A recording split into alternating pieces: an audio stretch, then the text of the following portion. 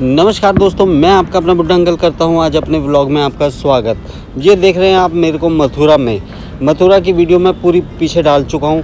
उसके बाद मैं खाटू श्याम की वीडियो पूरी डाल चुका हूं, जाकर आप पीछे से देख लीजिए।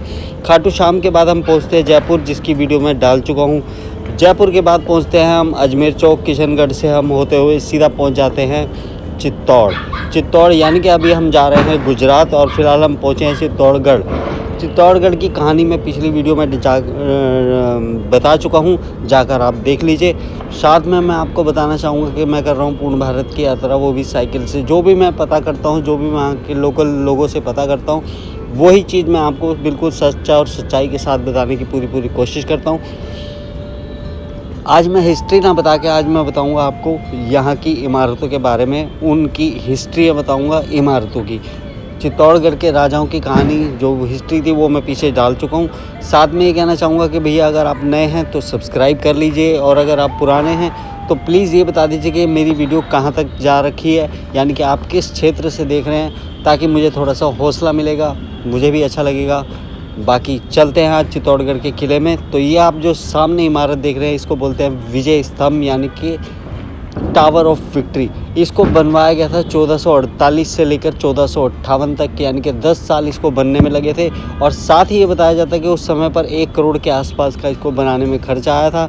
9 मंजिला इमारत है, 167 इसके अंदर सीढ़ियाँ हैं, जो कि कोविड के टाइम से अभी तक बंद हैं।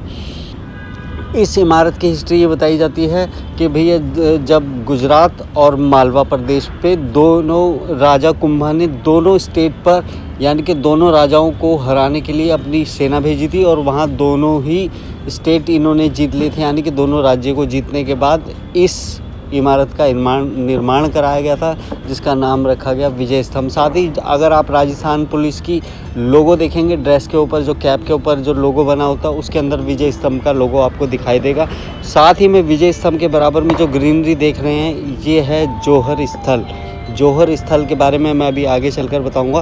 पहले हम पहुंचे मंदिर में, जो कि महादेव का मंदिर है, जो कि बहुत ही खूबसूरत बना हुआ है। बाहर नंदी बैठे हुए हैं, इतने खूबसूरत नंदी जो देखने में वाकई में आकर्षक लगते हैं। अगर दूर से अगर आप देखेंगे, अगर इनके ऊपर थोड़ी सी जैसे कपड़े वगैरह डाल के थोड़ा मॉडिफिकेशन कर दिया जाए, तो बिल्कुल ऐसा लगता है जैसे ओरिजिनल में नंदी देवता बैठे हुए हैं। और भगवान शंकर को देखने के बाद तो रोंगटे ही खड़े हो जाते हैं। इतनी खूबसूरत प्रतिमा, आपने देखा भी होगा कितनी खूबसूरत आँखें उनकी, मतलब उस समय पर इतनी खूबसूरत निर्माण करना किसी चीज़ का, और वो भी इतनी ऊंचाई पर। ऊंचाई के बारे में बताऊंगा कि 13 किलोमीटर का जो है ये किला है। 700 एकड़ में फैला हुआ है, 3 क्षेत्र में फैला हुआ है, जहाँ पे एक क्षेत्र में इमारतें हैं, एक क्षेत्र में जंगल है, और एक क्षेत्र में बसावट है, जिसके बारे में सारी कहानी मैं पीछे बता चुका हूँ।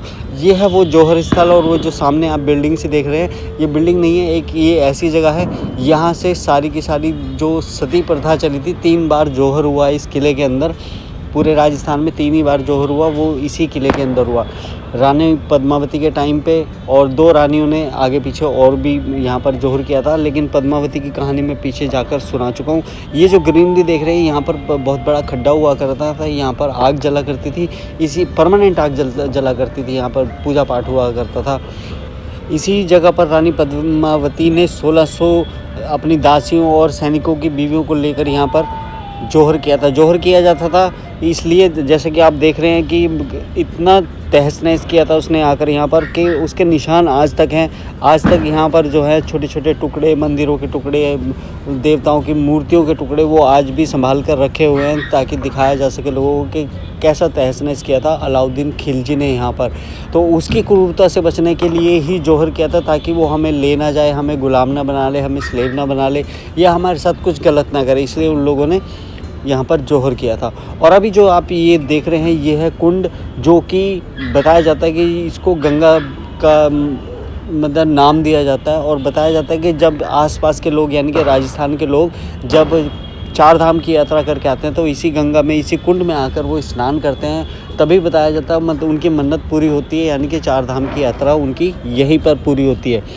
किले को अगर आप पूरे ऊपर से देखेंगे, तो आपको पूरा शहर, यानी कि पूरा चित्तौड़गढ़, जैसा कि देख रहे हैं आप लोग, पूरा चित्तौड़गढ़ किले से दिखाई देता है।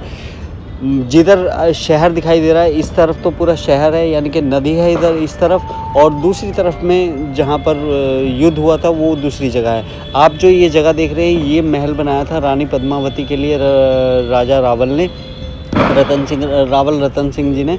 ये इसलिए बनाया गया था कि गर्मियों में पानी में रहा जा सके, और सर्दियों में जो ये जगह देख रहे हैं ये दूसरा महल है, यहाँ पर सर्दियों में रहा जाता था और गर्मियों में उस महल में रहा करती थी रानी पद्मावती। और जो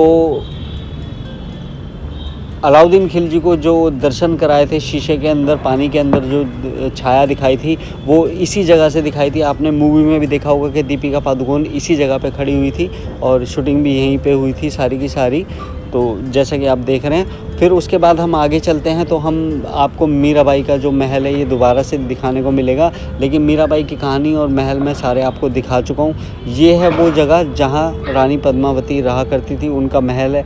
आज वो गार्डन तरीके से बना दिया गया है, लेकिन उस समय पर कमरे, रूम वगैरह सब कुछ बने हुए थे। लेने के सीधी अगर हम बात करेंगे तो साथ में ये कहा जा सकता है, ये मैं आपको सजेशन दे सकता हूँ कि अगर आप पिकनिक का प्रोग्राम बना रहे हैं या बच्चों की छुट्टियों का प्रोग्राम बना रहे हैं तो आपको एक बार चित्तौड़गढ़ के किले में ज़रूर आना चाहिए। एक बहुत अच्छा पिकनिक स्पॉट है।